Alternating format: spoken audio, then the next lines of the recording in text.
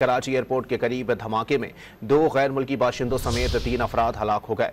लाशें छिपा सर्दखाने मुंतकिल कर दी गईं, जहां सिक्योरिटी के सख्त इंतजामात हैं। मजीद जानते हैं डॉन न्यूज़ के नुमाइंदे मोहम्मद बिलाल से। बिलाल, बताइएगा।